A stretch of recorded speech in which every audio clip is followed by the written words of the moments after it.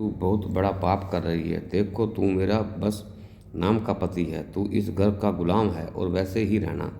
मुझे शर्म आती है तुझे मेरा पति कहने से है। प्रभु, मुझे यह बताएं कि जो स्त्री से पहले भोजन कर जो जो स्त्री पति से पहले भोजन करती है उसके साथ क्या होता है। नमस्कार दोस्तों, क्या पति पत्नी को एक साथ भोजन करना चाहिए? क्या होता है जब कोई स्त्री पति से पहले भोजन करती है? इस विषय श्री कृष्ण ने देवी सत्यभामा को बहुत बड़ा ही महत्वपूर्ण ज्ञान दिया, जिससे आपको अवश्य सुनना चाहिए। दोस्तों, एक समय की बात है, देवी सत्यभामा एक दिन भगवान श्री कृष्ण के पास आई। उनके मुख पर जिज्ञासा और मन में किसी प्रभु की छाया थी। उन्होंने विनम्र स्वर से पूछा, स्वामी, मेरे मन में एक शंका उत्पन्न हुई है। कृपा करके मेरी मेरी इस शंका का निवारण कीजिए। भगवान श्री कृष्ण ने मुस्कुराए उत्तर दिया, प्रिय, तुम्हारे मन में जो प्रश्न है वो निष्कोच होकर पूछो। तुम्हारी हर शंका का समाधान करना मेरा कर्तव्य है। सत्यभावना ने हृदय में उत्साह भरकर कहा, हे प्रभु, आपकी तीनों पत्नियां पहले भोजन कराती हैं, आपकी सेवा में लगी हैं, रहती हैं, फिर स्वयं भोजन ग्रहण करती हैं। मैं यह जानना चाहती हूँ कि ब्याह के बाद पति को कैसे रहना चाहिए। क्या पति के साथ भोजन करना चाहिए? क्या पत्नी को पति से पहले भोजन कर लेना चाहिए? क्या ऐसा करना उचित है? पति के साथ अथवा उससे पहले भोजन करने से क्या होता है? कृपा करके मुझे इसका रहस्य बताएं। क्यों संसार में अनेक स्त्रियां ऐसी भी हैं जो किसी कारणवश पति से पहले भोजन कर लेती हैं? उन्हें क्या करना चाहिए? श्री कृष्ण सत्यभावना की गंभीर जिज्ञासा सुनकर हल्के से मुस्कुराए, बोले, हे सत्यभावना, समस्त मानव जाति के कल्याण हेतु तुमने बहुत महत्वपूर्ण प्रश्न पूछा है। तुम्हारे इस प्रश्न का उत्तर तुम्हें एक पौराणिक कथा से मिलेगा। रानी सुदैवा की कथा सुनने से तुम्हारे सभी संदेह दूर हो जाएंगे। सत्यभावना की आंखों में जिज्ञासा चमकी। उन्होंने आदरपूर्वक पूछा, हे प्रभु, रानी सुदैवा कौन थी? उनका आचरण कैसे था? कृपया करके मुझे उनके विषय में बताएं। मेरा मन जानने को व्याकुल है। श्री कृष्ण सम्मति ने सिर हिलाया और बोले, सत्यभावना, तुम्हारे आग्रह पर मैं आज तुम्हें रानी सुदैवा की कथा सुनाता हूँ। इस प्राचीन कथा को ध्यानपूर्वक सुनो। इसमें तुम्हारे सभी प्रश्नों का उत्तर छिपे हैं। जो भी व्यक्ति इस कथा को ध्यानपूर्वक सुनता है और इससे विस्तार से वर्णन करता है, यह भाग्यशाली होता है और उसको कभी नरक का भय नहीं रहता। सत्यभावना ने आनंद से कहा, हे स्वामी, मैं अवश्य इस कथा को मन लगाकर सुनूंगी। कृपा करके मेरा आप अत्यंत कथन प्रारंभ करें। श्री कृष्ण ने कथा आरंभ की। प्राचीन काल में कौशल देश की राजधानी अयोध्या में महाराजा इवाकू राज्य करते थे। इवाकू धर्म, प्रेम, गुणवान, चित्रवान और अत्यंत कुशल सम्राट थे। उनका विवाह काशी के नरेश की कन्या सुदैवा से हुआ। सुदैवा सत्यनिष्ठा थी, सत्गुणों से परिपूर्ण, उत्तम चरित्र वाली और महान पवित्रता थी। राजा इवाकू बड़े पुण्य आत्मा थे। उन्होंने अनेक यज्ञ किए, मंदिर देवालय बढ़वाए, सरोवर खुदवाए और सुंदर उपवन लगवाए। प्रजा के सुख हेतु तथा संत महात्माओं की रक्षा करे हेतु वह सदा तत्पर रहते थे। राज्य में स्वस्थ सुखी शांति थी। अयोध्या नगरी से कुछ ही दूर घना जंगल था। उस जंगल में एक विकराल जंगली सुअर अपने परिवार सहित रहता था। वह सुअर आकार में विशाल और रूप में अत्यंत भयंकर था। आसपास ग्रामीण उसकी क्रोधी व्यवहार से बहुत भयभीत रहते थे। कोई भी उस जंगल के रास्ते से गुजरने का साहस नहीं करता था, क्योंकि सुअर के आतंक का साया हमेशा मंडराता रहता था। जब महाराज इवाकू को यह समाचार मिला कि एक भीमकाय सूर के भय से लोग जंगल के मार्ग से गुजरने में डरते हैं, तो उन्होंने प्रजा की रक्षा के लिए उस सूअर का शिकार करने का निश्चय किया। राजा एक वीर योद्धा थे, जिन्होंने पूर्व में अनेक विशालकाय सिंहों और दुष्ट राक्षसों का संहार किया। वे निडर थे और धर्म की रक्षा हेतु किसी भी चुनौती का सामना करने को सदा तैयार रहते थे। एक दिन महाराज इवाकू अपनी रानी सुदैवा, अनेक सैनिकों और शिकार में माहिर शिकारी कुत्तों के साथ लेकर उस जंगल की ओर चल पड़े। शिकार का दल जंगल में गहराई तक आगे बढ़ा। राजा ने धनुष्यबाण संधारण किए हुए थे। सैनिकों के हाथों में भाले और तलवारें स्वर्ण थी। सम्राट इवाकू के मन में दृढ़ संकल्प था कि आज प्रजा को डराने वाले उस भयंकर विराह से हमेशा के लिए मुक्ति दिलानी है। उधर जंगल के अंदर उस विशाल सूर ने दूर से राजा की दल की आड़ पाई। पेड़ों के झुरमाट के पार अस्त्र वस्त्र चमक दिखी और घोड़ों के टापों की आवाज़ सुनी। सूअर तुरंत सचेत हुआ। उसने देखा कि कौशल देश के प्रतापी सम्राट इवाकू स्वयं सैन्य बल के साथ उसके शिकारी बनकर आ रहे हैं। सूअर ने पास खड़ी अपनी पत्नी को सावधान होते कहा, हे प्रिया, देखो, अयोध्या के राजा इवाकू स्वयं हमारे शिकार के लिए आ पहुँचे। वे महाप्रकम्मी और तेजस्वी सम्राट हैं। उसके साथ असंख्य शिकारी घुड़सवार और शिकारी कुत्ते भी हैं। इनमें तनिक भी संदेह नहीं कि वे हम पर आक्रमण करेंगे। राजा इवाकू बड़े धर्मात्मा है, राज्यों के राजा भी हैं और तीनों लोगों में उनका यश फैला है। आज वे हमारे अतिथि की भांति हमारे द्वार पर युद्ध के लिए आए हैं। मैं तुम सबकी रक्षा हेतु अपना पराक्रम दिखाते हुए उन्हें से युद्ध करूंगा। यदि युद्ध में मैंने राजा को पराजित दिया तो तीनों लोकों में मेरी कीर्ति होगी, और यदि उनके हाथों में मारा गया इस सुअर जीवन के बंधन से मुक्त हो जाऊंगा और विष्णु लोक चला जाऊंगा। मैं जानता हूँ पिछले जन्मों के पापों के कारण मुझे ये सब सुअर का जन्म मिला है। आज शायद उन पापों से छुटकारा पाने का अवसर आ गया है। सुअर के स्वर से आशा और दृढ़ निश्चय का मिश्रण था। वह अपनी नीति के सामना करने को तैयार था। उसकी गहरी सांस लेते हुए अपनी पत्नी से कहा, प्रिय, तुम मोह त्याग कर हमारे पुत्रों और पोतों को लेकर पास के पर्वत की गुफा में छुप जाओ। अब समय आ गया कि मैं अपने पूर्व जन्मों के पापों से मुक्त हो जाऊं। जब महाराज इवाकू के तीर से मेरे सिर को भेजेंगे तब उनके एक एक बाण से मेरे सारे पुराने पाप उजल कर नष्ट हो जाएंगे। सुअर की पत्नी यह सुनकर व्याकुल हो उठी। वह अपने विशाल काया पर सबल पति से अत्यंत स्नेह करती थी। उसकी आंखों में आंसू भर आए और गदगद स्वर में बोली, हे नाथ, हमारे बच्चे आपके साहस और पराक्रम के कारण इस वन में डर होकर घूमते हैं। कोमल फूल पत्तियां निवरकर भाव से चुनते हैं और आपके भय से कोई भी शिकारी इस वन में आने का साहस नहीं करता। शेर, भेड़िए जैसे हिंस्र जानवर भी आपके रहते हुए हमारे परिवार के पास नहीं भटक सके। यदि आप हमें छोड़कर युद्ध में चले गए और मृत्यु को प्राप्त हो गए, मेरी और इन नन्हे बच्चों की रक्षा कौन करेगा? आपके बिना हम सब असहाय हो जाएंगे। पति के बिना मेरे जीवन का मोल रहेगा क्या? सोने के आभूषणों को पहनकर स्त्री बिना पति के शोभा नहीं पाती। पत्नी को सौंदर्य और सम्मान पति के होने से ही मिलता है। आपके बिना मेरे जीवन अध्याय कर्म हो जाएगा। परमेश्वर, मैं सच कहती हूँ, आपके बिना मैं जीवित नहीं रह सकूँगी। यदि आपको नरक भी जाना पड़े तो मैं खुशी खुशी आपके साथ चली जाऊँगी। कृपा करके आप राजा के सामने अकेले मत जाइए। आप भी हमारे साथ पर्वत की कदरा में चलिए, हम वहीं छुप कर रह लेंगे। आप क्यों जीवन की आशा त्याग कर अपनी पत्नी और बच्चों को अकेला छोड़कर जा रहे हो? हमें छोड़कर युद्ध में जाने से आपको क्या लाभ होगा? इतना कहकर विरहा की पत्नी फूट फूट कर रोने लगी। उसका हृदय आशंकाओं से भर गया था। सामने विकट संकट था और एक और कर्तव्य और वीरता की मर्यादा, दूसरी ओर परिवार का प्रेम। पति को खोने की कल्पना से ही कांप उठी।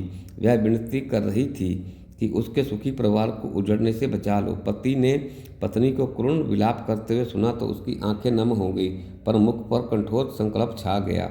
विशाल काया सुअर ने कोमल स्वर में समझाते हुआ कहा, प्रिय, तुम वीरों के धर्म को नहीं समझती, इसलिए ऐसा कह रही हो। यदि कोई शत्रु वीर पुरुष को ललकारे, उसे युद्ध का निमंत्रण दे, उस वीर को लोभ या भय के कारण कार्य की तरह छिपकर भागना नहीं चाहिए। जो योद्धा डर के छिपकर भागते हैं उन्हें तो 1000 युगों तक कभी पाप नरक में उबाल कर यात्राएं दी जाती हैं, किंतु जो वीर शत्रु का सामना करते हैं और युद्ध करते हुए वीर गति को प्राप्त होता है, उसे मृत्यु के बाद दिव्य लोकों की प्राप्ति होती है।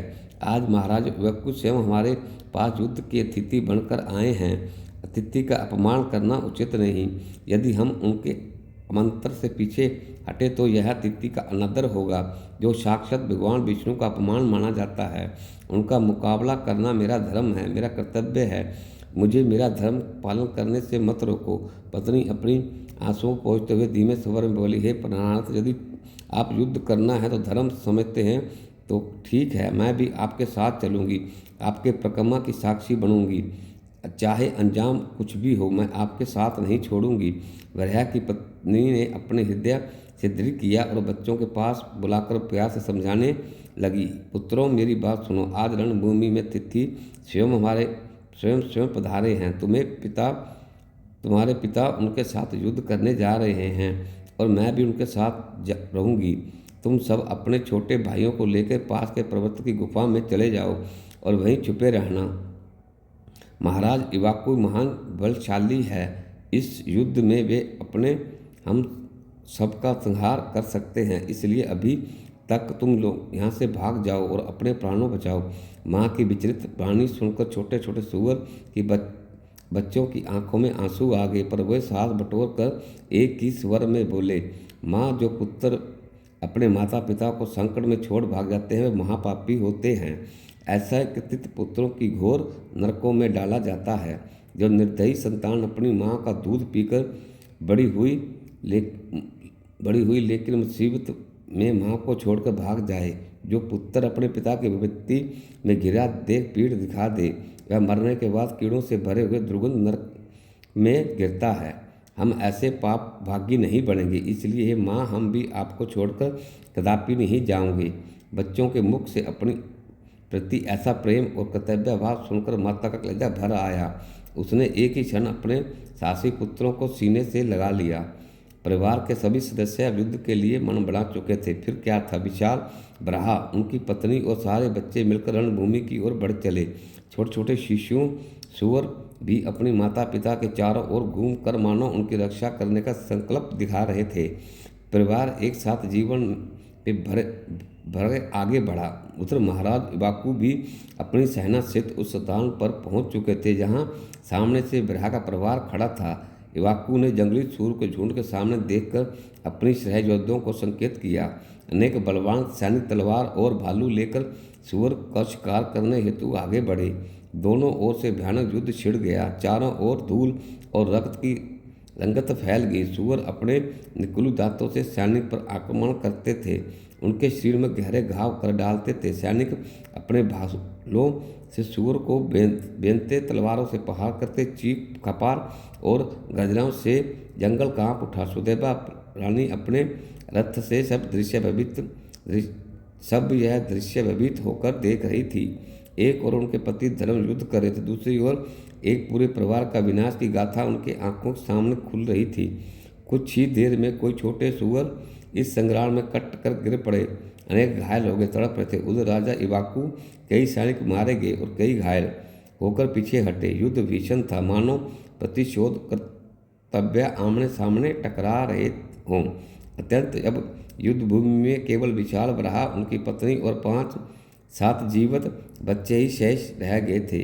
अपने अधिकांश पुत्रों को मृत्यु देखकर सूअर की पत्नी का हृदय चकनाचूर हो गया। आंखों के सामने अपने बच्चों को निढाल सिर पड़े थे और भय और शोक से व्याकुल होकर वह अपने पति को एक बार फिर विनती करने लगी, हे नाथ, हमारे प्राय सभी बच्चे मारे जा चुके हैं। अब बचे हुए इन नन्हे बालकों को लेकर हमारे साथ कहीं दूर चलिए, नहीं तो हमारा पूरा वंश नष्ट हो जाएगा। यह कहते हुए उसकी आवाज़ कांप रही थी। एक माँ का हृदय अपने बाकी संतानों को बचाने के लिए गुहार कर रहा था। वह चाहती थी कि अपने पति अब अपना निर्णय बदल ले और इन शेष बच्चों के खातिर जीवन दान मांग ले, लेकिन वीर बराह का निश्चय अटल था। वह बोले, हे प्रिया, कहते हुए 2 शेरों को बीच में एक सूअर निर्भय होकर अपने पानी पी सकता है, पर 2 सूअर के मध्य एक शेर पानी नहीं पी सकता। हमारी जाति में ऐसा अपमन बल है कि बड़े बड़े वीर अब से भय खाते हैं। यदि मैं इस समय मृत्यु से भय से पीठ दिखाकर भाग गया तो हमारी सूअर जाति की कीर्ति मिट्टी में मिल जाएगी।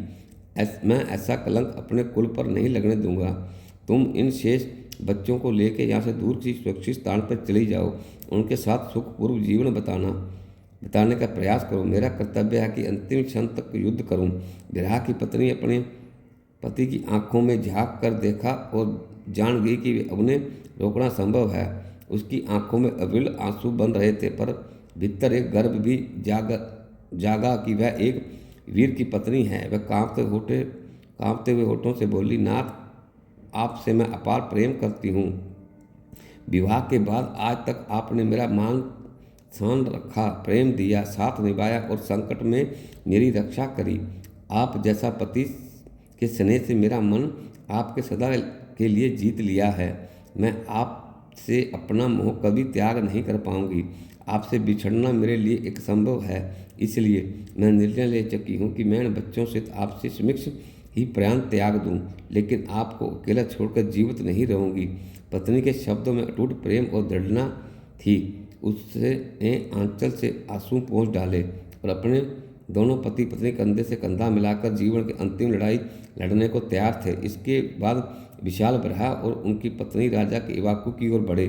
सुअर ने भयंकर गर्जना कर सम्राट को युद्ध के लिए ललकारा। उसकी डरावनी आवाज़ से जंगल गूंज उठा। राजा के सम्मुख पहुंचते ही वह क्रोध से उन्मत्त बरहा बिजली की फुर्ती से अपने तीखे दांतों द्वारा राज्य के आगे आने वाले बड़े बड़े वीर योद्धाओं को उठाकर तनके की भांति दूर उछालने लगे। कई प्रकार में सिपाही उच्च प्रचंड शक्ति के आगे टिक नहीं सके और मृत्यु को प्राप्त हुए।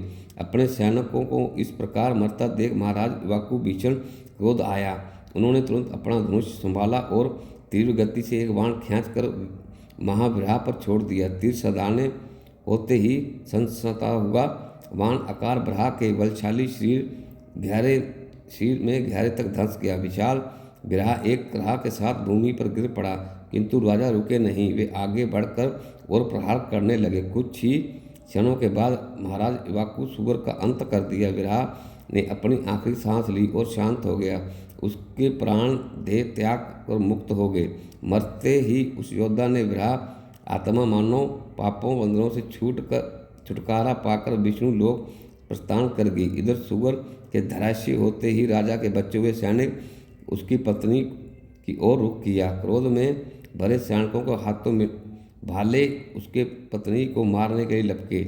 वह उसके शुभ गुणी को उसी स्थान पर खत्म कर देना चाहते थे तथा भय की जड़ से अंत हो जाए। अपने पति को मृत्यु प्राप्त हुए शेष बच्चों को खतरे में घिरा देख बरहा की पत्नी तेजी से अपने बच्चों के सामने ढाल की तरह खड़े होते चिल्लाकर कहा, बच्चे, जब तक मैं यहाँ खड़ी हूँ तुम तुरंत भाग जाओ। सबसे बड़े बेटे ने माँ की बात सुनी और पीछे हटने से इनकार करते हुए बोला, माता, अपने प्राणों की रक्षा के लिए मैं आपको मरने के लिए अकेला छोड़कर कैसे भाग सकता हूँ। यदि मैंने ऐसा किया तो मुझसे बढ़कर धिक्कार योग्य कोई नहीं होगा। मैं युद्ध में शत्रु को पराजित करूँगा। आप बाकी भाइयों को लेकर यहीं दूर चली जाओ। माँ की आंखें भर आई। वह चिल्लाई, नहीं पुत्र, मैं महापापनी बनकर तुम्हें अकेला छोड़कर कैसे जा सकती हूँ। बात पूरी होने से पहले राजा के सैनिक उन तक आ पहुँचे और अपने भालों तलवारों से प्रहार करने लगे। रणभूमि में एक नया विकराल दृश्य आरंभ हो गया। बरहा का सबसे बड़ा बेटा आगे बढ़कर सेनानियों की भीड़ से गया और छोटे से शरीर में असीम साहस भरकर उसने अनेक सैनिकों को घायल किया। कुछ को अपने दांतों से मार गिराया। कुछ पल वह भी अत्यासास दिखा रहा था। अंत में महाराज इवाकू आगे आए। राजा के एक प्रबल प्रहार से तीरबाल बरहा को मौत के नींद सुला दिया। जैसे ही अपने पुत्र को निर्जीव भूमि पर गिरा देखकर बरहा की पत्नी करुणा क्रोध में बदल गई और घायल शेरनी की तरह भीषण क्रोध से भर उठी। पूरी शक्ति से युद्ध करने लगी।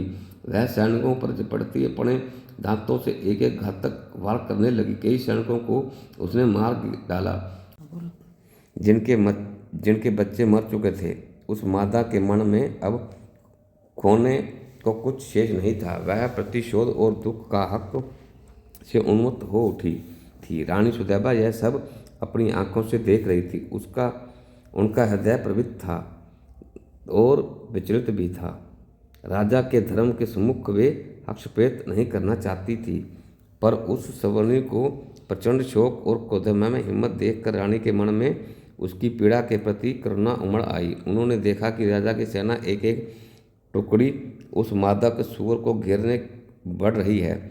फिर स्वयं राजा पीछे खड़े थे। सुदैबा से ना रहा गया। उन्होंने महाराज इवाकू से कहा, महाराज, वह सर्वगुणी आपकी सेना के इतने सैनिकों को मारती जा रही है। आप आगे बढ़कर उसका वध क्यों नहीं कर देते? शीघ्र इसे रोकिए, नहीं तो और जाने जाएंगी। राजा इवाकू ने गंभीर स्वयं में उत्तर दिया, हे प्रिया, वह एक स्त्री है और मैंने प्रतिज्ञा की है कि मैं किसी स्त्री का वध अपने हाथों से नहीं करूँगा और न ही किसी सैनिक को यह अधर्म करने की आज्ञा दे सकता हूँ। स्त्री को मारना महापाप है, मैं इससे भयभीत हूँ, इसलिए उसे सुवर्णी को न स्वयं मारने रहा हूँ, न ही अपने सिपाहियों को स्पष्ट आदेश दे रहा हूँ। राजा स्त्री हत्या के पाप से डरते थे, इसलिए असंयम थे। इतना कहकर महाराज चुप हो गए, लेकिन उनकी सेना तो उनके साथी सैनिकों की मृत्यु का प्रतिशोध चाहती थी।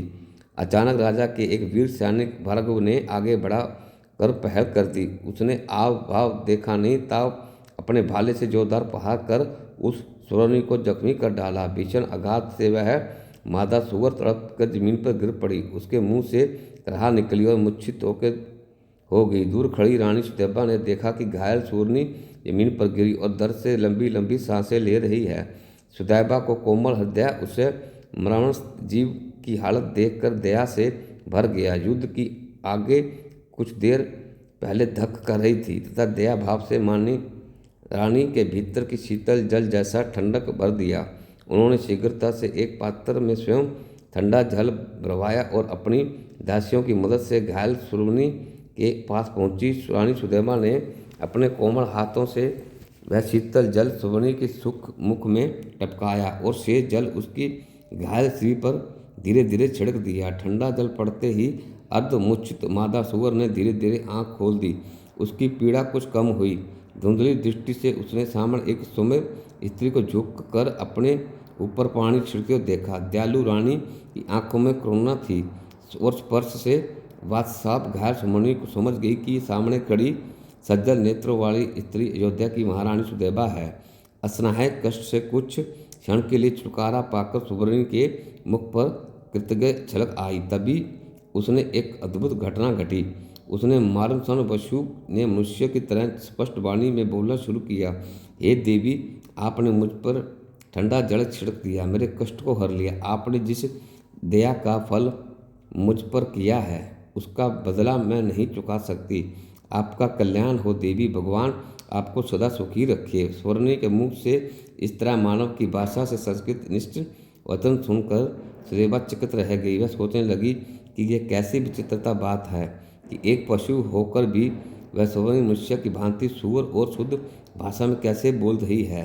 रानी को एहसास हुआ कि यह साधारण प्राणी नहीं है, अवश्य में इसके पूर्व जन्म का कोई रहस्य है। सुदामा ने स्थिर स्वर में पूछा, भद्रे, तुम कौन हो? तुम्हारा आचरण अत्यंत विलक्षण है। पशु होकर भी तुम मनुष्य की वाणी से बात कर रही हो। कृपा करके मुझे अपने पूर्व जन्म की कथा सुनाओ। आखिर किस कारण तुम्हें सुरवणी की योनि में जन्म लेना पड़ा? सुरवणी ने एक गहरी सांस ली। उसकी आंखों में पश्चाताप की छाया थी। वह धीरे से बोली, हे देवी, पहले मैं भी इंसान थी। मेरे पति ने पिछले जन्म में गुरुजनों का अपमान किया, इसी कारण उन्होंने इस जन्म में सुअर का शरीर मिला। उन्होंने तब तक अपने पापों से मुक्ति पा ली, परंतु मेरा खुद का पाप कुछ कम नहीं था। मैं आपको अपने पूर्व जन्म की कहानी सुनाती हूँ। राजा और रानी दोनों ही सुवर्णगुणी के सामने बैठ गए। सुवर्णी ने कहानी सुनने लगे। ध्यान से सुनिए। प्राचीन काल में कलिग नाम के देश श्रीपुर नामक का एक सुंदर नगर था। उस नगर में वसुदत्त नाम के परम विद्वान ब्राह्मण रहा करते थे। मैं उन्हीं वसुदेव जी की पुत्री हूँ और मेरा नाम सुकन्या था। पूरे क्षीरपुर में मुझसे सुंदर रूप वाली कोई स्त्री ना थी। अपने सौंदर्य और यौवन के घमंड में मैं मतवाली हो गई थी। मेरी मुस्कान मनोहरणी थी, किंतु रूप ने मेरे चित्त को अंधा कर दिया। जैसे जैसे मैं सयानी होती गई, मेरे माता पिता मेरी शादी की चिंता करने लगे। मेरे यौवन को देख मेरी माता चिंतित रहती थी।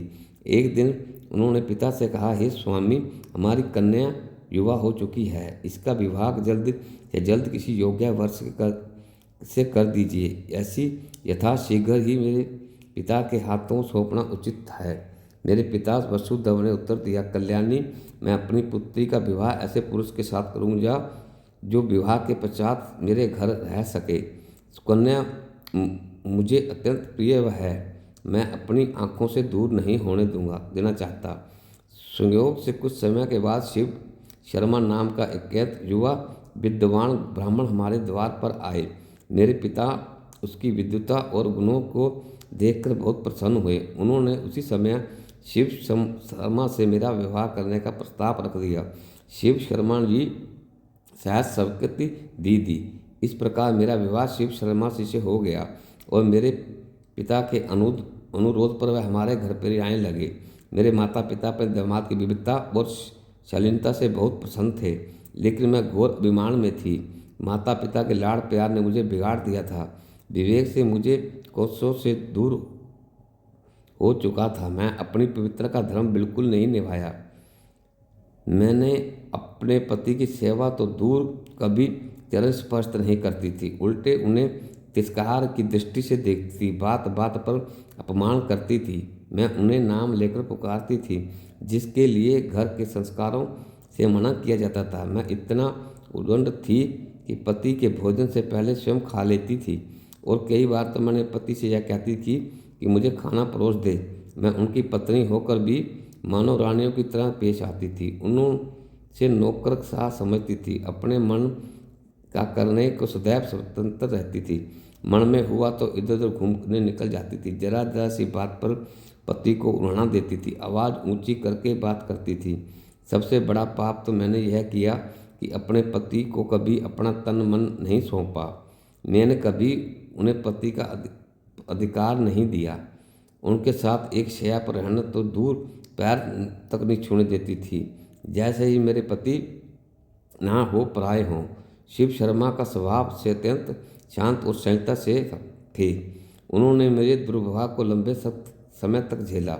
मेरे कारण उनके हृदय में कितनी ठेस लगती थी, इसका अनुमान मुझे उस समय नहीं था। अत्यंत एक दिन निराश होकर ध्रुव भरे मेरे पति मुझसे छोड़कर चुपचाप कहीं चले गए। मेरे पति के यूं अचानक चले जाने पर मेरे पिता को गहरा आघात लगा। वह बहुत दुखी हुए। मैंने देखा उस दिन पिता का चेहरा शर्म और क्रोध से लाल था। मेरी माता से कह रहे थे, प्रिय देखो, हमारे दामाद शिव शर्मा हमारी इस दुष्टी पुत्री को छोड़कर चले गए। हमारे घर के साथ अनर्थ हो गया। सारा दोष हमारी बेटी का है। दामाद तो बहुत गुणवान थे। मैं क्या जानता था कि हमारी सुकन्या इतनी दुर्भावी और कुल कलंकी निकलेगी। माता ने दुखी होकर कहा, ये नाथ बेटी आपके लाड़ प्यार से ही बिगड़ी है। आप इसे रोक के रहे, पति के घर नहीं भेजा, इसी कारण इसकी यह दशा हुई है। कहते हैं कि विवाहिता कन्या को पिता के घर नहीं रहना चाहिए। मायके में रहकर वह मार्ग से भटक सकती है। हमारी बेटी ने पाप का रास्ता पकड़ लिया है। अब वह कोई कड़ा कदम उठाना होगा। हमारी लड़की पापनी बन गई है। इसे का त्याग करके इसके पति के पास ही भेजना होगा, चाहे इसे अच्छा लगे या बुरा लगे। माता पिता के कुछ ऐसा कठोर वचन सुनकर पिता क्रोध से भर उठे। उन्होंने मुझे डांट कर कहा, हे दुष्टा, तूने हमारे कुल में कलंक लगाया है। दुराचारी, तेरे कारण शिव शर्मा हमें छोड़ के चले गए। अब तू जिसके पास जाना है चली जा। जहाँ तेरा पति हो वहीं जा। इस पर मेरे घर में तेरा ध्यान नहीं, इस घर में तेरा स्थान नहीं है। पिता के मुख से ऐसा वचन सुनकर मैं सन्न रह गई। मुझे पहली बार अपने कर्मों पर ग्लानि होने लगी, पर बहुत देर हो चुकी थी। मैं रोती हुई अपना घर छोड़कर निकल पड़ी। बाहर समाज में लोग मुझे और मेरे तिरस्कार किया। कोई मुझे उल्टा कह के पुकारता था, कोई पापनी। उधर मेरा मन पछतावे से भर चुका था। मुझे समझ नहीं आ रहा था कि कहाँ जाऊँ। अत्यंत मैंने निश्चय किया कि मैं अपने पति शिव शर्मा को ढूंढूंगी और उनसे क्षमा मांगूंगी। मैं एक शहर के दूसरे गांव भटकती हुई आखिरकार जंगल में आ गई, जहाँ शिव शर्मा संन्यास लेकर रहने लगे थे। एक दिन चलते चलते मैं छोटी सी कुटिया के द्वार पर पहुंची। भूख प्यास के मारे मेरा बुरा हाल था। शरीर जर्जर हो चुका था। दरवाजे पर खड़े होकर मैंने कांपती हुई आवाज़ में भिक्षा मांगी। उस कुटिया में से एक औरत बाहर निकली। वह मंगला नाम की स्त्री थी। मुझे देखकर उसके अंदर से अपने पति को आवाज़ लगाई, हे स्वामी, द्वार पर एक दुखियारी दुबली पतली स्त्री भिक्षा के लिए खड़ी है। उस कुटिया के अंदर से जो पुरुषवाज आए उन्हें देखते ही मेरी आंखें आश्चर्य से भर गई। वे मेरे पति शिव शंकर शर्मा ही थे। कई महीनों के बाद उनको देखकर मैं जमीन पर गिर कर फुड़ फुड़ कर रोने लगी। उधर शिव शर्मा ने मुझे तुरंत पहचान लिया। उन्होंने मेरे हाल पर दया आई। उन्होंने अपनी नई पत्नी मंगला से कहा क्या कि प्रिया, यह मेरी पहली पत्नी सुकन्या है, जो कभी मुझे अत्यंत प्रिय थी। तकदीर के लेख से हम अलग हो गए, पर यह मूल रूप से बुरी नहीं है। बस अज्ञानवश ने इसके गलत मार्ग अपना लिया। तुम इसे सम्मान पूर्वक भीतर ले जाओ और आश्चर्य दो। पति के ऐसे वचन सुनकर मंगला ने तुरंत मुझे भीतर बुला लिया। उसने मुझे ढांस बंधाया, पहनने के लिए वस्त्र दिए, भोजन करवाया। वह मेरे प्रति कोई ईर्ष्या या द्वेष न रखकर बड़े प्रेम से पेश आई। मंगला के सरल अध्यय और मेरे पति के उदास स्वभाव को देखकर मेरा अंतर जो और भी गलानी भर गया। कुछ दिनों तक मैं उसी कुटिया में उनके साथ रही। एक दिन मैं यूं ही एक किनारे पे बैठे मन मन में अपने मन पे पछता रही थी। मैं सोच रही थी कि मंगला कितनी सत्य चित्तर और मधुर स्वभाव की है और मैं कितनी नीच वित्री की रही। मैंने अपने पति के योग्य न रही ही, जबकि मेरे पति उनकी नई पत्नी कितने भले हैं, जो मेरे जैसे अपराधी को भी सहारा दे रहे हैं। यह विचार आते ही मेरी आत्मग्लानि हृदय में तक्षण शूल की भांति चुभने लगे। मेरा सिर दर्द और चिंता से फटा जा रहा था। अत्यधिक चिंता और शक के कारण मैं उसी क्षण मेरे हृदय ने साथ छोड़ दिया। सीने में जोर से दर्द उठा, मैं धरती पर गिर पड़ी। उसी पल मेरे प्राण निकल गए, मेरा निधन हो गया। देवी सुवर्णी ने भारी स्वर्ण के आगे कहना जारी रखा। मेरी मृत्यु के बाद 2 यमदूत स्थान पर आए। उन्होंने मेरे सूखे शरीर से मेरी आत्मा खींचकर यमलोक ले गए। वहाँ न्यायाधीश यमराज के समक्ष मेरा संपूर्ण लेखा जोखा प्रस्तुत किया गया। चित्रगुप्त ने मेरे सारे पाप पढ़कर सुनाए। यमराज कड़क कहके बोले, दूतों, इस पापनी स्त्री ने अपने पति को घोर अपमान किया। यह पति से पहले ही भोजन करती थी और अपने पति को नाम लेकर बुलाती थी, उससे घर के काम करवाती थी, उसका तिरस्कार करती थी। ऐसा आचरण क्षम्य है। इसे ले जाकर नरक में डाल दो। यमदूत मुझे घसीटते हुए भयंकर नरक में ले गए।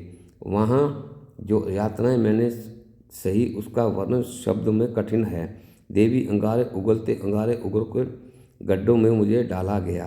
तख्ते लोहे के पुरुष बनाए गए और मुझे उन आलिंगन करने को मजबूर किया गया। मन में जो पति को कभी गले नहीं लगाया, उसी अपराध का फल स्वरूप जलते हुए लोहों के पुतलों को गले लगाने पड़ा। मेरे चीखने चिल्लाने का उन निर्दयी यमदूतों पर कोई असर नहीं हुआ। मैं अनेक वर्षों तक नारकीक यातनाएं भोगती रही। मेरी आत्मा पर पड़े अहंकार और पाप के कुलश को उन दंडी ने धीरे धीरे जलाकर भस्म किया। आखिरकार जब नरक में अपने पापों की पूरी सजा भुगत चुकी, तब यमराज ने मुझे पशु योनि में जन्म देने के निर्णय सुनाया। उन्होंने मुझे मनुष्य का शरीर के योग्य नहीं समझा। मेरे कर्म इतने गिरे हुए थे कि मुझे स्वर्ण के रूप में जन्म लेकर इस जंगल में पटक दिया। इस प्रकार मैं पापों के कर्मों के कारण मुझे स्त्री स्वर्णी बनना पड़ा। देवी कहते कहते स्त्री की आत्मा के सवर गहरा पश्चाताप झलक आया। उन्होंने विनती भाव से रानी सुदैपा से निवेदन किया कि हे देवी, मुझे आपको अपने पूर्व जन्म की संपूर्ण कथा सुना दी। अब अंत में आपसे प्रार्थना है, कृपया करके मुझे इस निमित्त योनि के जीवन से मुक्ति दिला दीजिए। मैं अनेक दुख भोग लिए। अपने पति की सेवा पुण्य की मुझे अत्यंत आवश्यकता है। मैंने सुना है कि आप जैसी पवित्र के पुण्य बड़े बड़े पापों का उद्धार हो जाता है। अपने सुखी वैवाहिक जीवन में आपने जो पुण्य कमाया है, कृपा करके उसका एक अंश मुझे दान दे दीजिए। आपके पुण्य के प्रभाव से शायद मेरा उद्धार हो जाए। मैं इस भयानक देह को त्याग कर मुक्त होना चाहती हूँ। सुवर्णी की मार्मिक प्रार्थना सुनकर रानी सुदैमा की आंखें भर आई। उन्होंने अपने खड़े महाराज इवाकू की ओर प्रश्नवाचक दृष्टि से देखा और बोली, हे स्वामी, अब मैं क्या करूं? जो आज्ञा दो वही करूं। महाराज इवाकू ने नम्रता से सिर हिलाया और कोमल स्वर में कहा कि ये प्रिय, यह बेचारी स्त्री बड़े दुख उठा चुकी है, अपने पुण्य से इतना उसका उद्धार कर दो। इसमें इसकी ही नहीं तुम्हारे पुण्यों की समर्था होगी। राजा की आज्ञा पाकर रानी सुदेवा ने आगे बढ़कर बड़े स्नेह से रुक्मिणी के पास सिर झुका दिया। उन्होंने अपने हाथ से उस घायल प्राणी के सिर पर रखे और बोले, हे देवी, अपने जीवन में पति की सेवा, धर्म पालन जो पुण्य कमाया है, उसमें 1 वर्ष के पुण्य का अंश मैं तुम्हें प्रदान करती हूँ। रानी सुदेवा के इतना कहते ही सुमन की आंखें कृतज्ञता से भर गई। उसी क्षण मानो एक चमत्कार हुआ। उस मालन सुन सुवर्णी ने एक हल्की सांस ली और शांत हो गई। उसके प्राण देह से मुक्त हो गए। देखते ही देखते स्वर्णी के स्थूल शरीर से एक दिव्य स्त्री की चमकती हुई आत्मा प्रकट हुई। वह स्वरूपी अति प्रकाशमान और सुंदर था। उसका दिव्य स्त्री ने हाथ जोड़ के महाराज इवाकू और रानी सुदेवा को प्रणाम किया। उसके चेहरे पर अपार शांति और आनंद था। रानी द्वारा दिए गए हुए पुण्य के प्रभाव से उसे पिछले जन्मों के बंधन से मुक्ति मिल चुकी थी। राजा रानी के आशीर्वाद पूर्व उसे सिर हिलाकर विदा किया। वह देव शोषित जैसी रूप वाली आत्मा आकाश की ओर और पल भर में सभी को देखते ही देखते विष्णु लोक को चली गई। वहाँ ऊपर आकाश में एक उज्ज्वल किरण के समान वह अत्यंत हो गई। रानी सुदेवा ने हाथ जोड़कर ईश्वर को धन्यवाद दिया कि उनकी छोटी सी कृपा से एक आत्मा का उद्धार हो सका। रणभूमि में अब शांति थी। युद्ध समाप्त हो चुका था। राजा इवाकू ने प्रभु का स्मरण किया और परिवार समेत नगर को लौट चले। उनके हृदय से अब अद्भुत घटना के प्रति श्रद्धा जागी थी। रानी सुदेवा ने आगे जीवन भर और मन लगाकर धर्म पालन और सेवा का व्रत निभाया। भगवान श्री कृष्ण ने कथा समाप्त की और सत्य भावना की ओर देखकर मुस्कुराए। उन्होंने मधुर स्वर में पूछा, हे सत्य भावना, इस महान कथा को सुनकर तुम्हें सभी प्रश्नों का उत्तर मिल गया है होंगे। समझ गई ना शास्त्र क्या कहते हैं। सत्य भावना की आंखें नमन थी, हृदय श्रद्धा से भर उठा। उन्होंने आदि पूर्व भगवान के चरणों में स्पर्श किए और भावुक स्वर में कहा, हे स्वामी, आपने आज मुझे अत्यंत पवित्र कथा सुनाई है। मेरे सारे संदेह दूर हो गए। अब मैं समझ गई कि पत्नी को कभी भी अहंकार करके पति का अपमान नहीं करना चाहिए। उसे सदैव पति का आदर करना चाहिए। उससे पहले भोजन नहीं करना चाहिए। ऐसा करने वाली स्त्री का जीवन नरक समान हो जाता है, जैसे सुकन्या के साथ हुआ। मैं धन्य हुई प्रभु, जब आपके मुख से ऐसी प्रेरणादायक कथा सुनी। आपने मेरी शंकाओं का पूर्ण रूप से निवारण कर दिया। सत्य भावना ने मन ही मन में भगवान को बारंबार प्रणाम किया। श्री कृष्ण ने स्नेहपूर्व उनकी ओर देखा और मन ही मन कामना की कि यह कथा संसार की स्त्रियों पुरुष को सभी को सद्बुद्धि दे, ताकि कोई अपने अहंकार संबंधों का तिरस्कार न करे। सत्य भावना का मन हृदय आज भी समाधान पा चुका था और भगवान के चरणों को कृतार्थ भाव से नमस्तक थी। इस प्रकार रानी सुदेवा की कथा समाप्त हुई, जो हमें सिखाती है कि दाम्पत्य प्रेम, सेवा और मर्यादा का पालन कितना आवश्यक है। जो इस कथा को ध्यानपूर्वक सुनता है, उसके जीवन में सदैव समान मूल्य स्थापित होते हैं और कथा और कहा जाता है कि वह कभी भी नरकामी नहीं होता। तो दोस्तों, उम्मीद है आपको यह कथा पसंद आई होगी। कमेंट करके जरूर बताएं। जानकारी अच्छी लगे तो वीडियो को लाइक करना ना भूलें। कमेंट में जय श्री कृष्ण अवश्य लिखें।